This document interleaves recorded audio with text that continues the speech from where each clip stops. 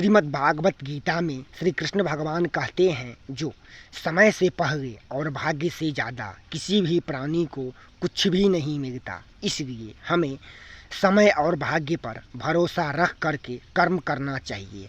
श्री कृष्ण भगवान कहते हैं, जो मनुष्य भाग्य परिश्रम करने से बनता है, जो मनुष्य का भाग्य परिश्रम करने से बनता है, हाथ पर हाथ जोड़ करके बैठने से नहीं, मनुष्य का भाग्य नहीं बनता। कर्तव्य और कर्म करेंगे तो कर्मवीर कहलाएंगे। उदाहरण के लिए सतयुग में एक राजा थे। उनके राज्य में सभी प्रजा बहुत ही खुश और प्रसन्न रहते थे और उस राजा से सभी प्रजा बहुत ही खुश रहते थे। दोस्तों, इससे पहले छोटा सा रिक्वेस्ट है, जो वीडियो को लाइक कर दीजिएगा और चैनल को सब्सक्राइब कर दीजिएगा। दोस्तों, ऐसे ही ज्ञान भरी भक्ति कहानी सुनने के लिए प्लीज़ दोस्तों। लेकिन एक बार उनके राज्य में बहुत ही बाढ़ आया, जिसके कारण उनके राज्य के सभी प्रजा विचलित और परेशान हो गए और परेशान हो करके सभी प्रजा राजा के पास पहुँचे और राजा से विनती किए और गुहार लगाए, जो हे राजन, बाढ़ से हम सभी प्रजा की रक्षा करें।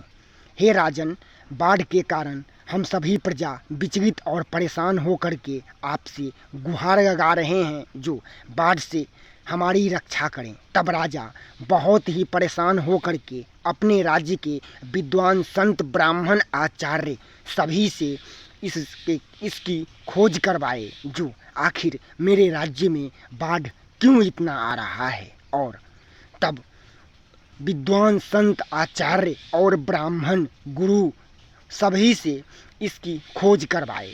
फिर इसके बाद सभी विद्वान संत ब्राह्मण आचार्य सभी बोले, जो हे राजन, आपके बगल में आपके बगल वाले राज्य में एक बहुत ही विशाल नदी है।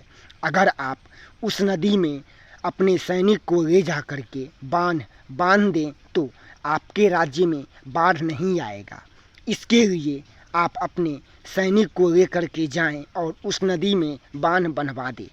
तब राजा उसी समय अपने सभी सैनिक को ले करके गए और उस नदी में बांध बनवाने लगे। बांध बनवाने का काम शुरू कर दिए। लेकिन दुख की बात है, जो 6 वर्ष तक राजा के सभी सैनिक लगातार काम किए, लेकिन उस नदी में बांधने में असमर्थ रहे।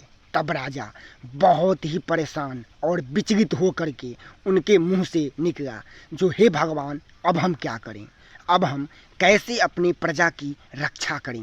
राजा बहुत ही परेशान और विचलित हुए और उनके मुंह से, हे भगवान, क्या करें, अब कुछ राह नहीं दिख रहा है, ऐसा उनके मुंह से निकला।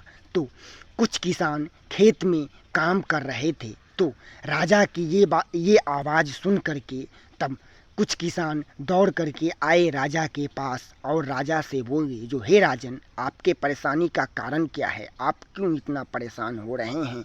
तब राजा बोले, जो भी इस नदी में बांध देगा, मैं उसको मुँह मांगा इनाम दूंगा। तब किसान बोले, जो राजन, आप चिंता न करें, इस नदी में बांध हम सभी मिल करके बांध देंगे। उसके बाद उसी समय से किसान दिन रात परिश्रम करने लगे और बांधने का काम शुरू कर दिए और लगातार परिश्रम करने के बाद सभी किसान उस नदी में बांधने में समर्थ हो गए और उस नदी पर बांध बना गया। फिर राजा सभी किसान को अपने राज्य में ले गए और मुँह मांगा इनाम और बहुत सारा धन दौलत रुपया पैसा दिए और किसान को बोले, जो आज हम आपको इतना धन दे देते हैं, जो आज से आपको खेत में काम करने की ज़रूरत नहीं पड़ेगी। फिर इसके बाद सभी किसान खुश हुए और राजा की जय जयकार करते हुए अब चले गए, अपना काम शुरू कर दिए। उसके बाद राजा का जय जयकार होने लगा और फिर उसके बाद उनके राज्य के सभी प्रजा बहुत ही खुश हो गए और उसके बाद किसान को सभी राजा ने प्रोत्साहित किए, जो बहुत अच्छा राजा, जो किसान ये मेहनती है, परिश्रम करके हम सभी की रक्षा की है। क्या मतलब है इसका, जो परिश्रम करेंगे तो अगर कर्म अच्छा करेंगे तो कर्मवीर कहलाएंगे। यानी कि राजा के सभी सैनिक कर्मचोर थे, कोई भी मेहनत और परिश्रम करना नहीं चाहते थे और गरीब किसान खेत में मेहनत मजदूरी करते थे, इसलिए उनका परिश्रम करने का आदत था। तो वो नदी में बांध बांधने में समर्थ रहे। दोस्तों, जय श्री कृष्णा। दोस्तों, ऐसी ही भक्तिमय ज्ञान भरी बातें जानने के लिए वीडियो को लाइक कीजिए, चैनल को सब्सक्राइब कीजिए और दोस्तों में शेयर कीजिए। जय श्री कृष्णा। दोस्तों, फिर मिलेंगे भक्तिमय कहानी के साथ।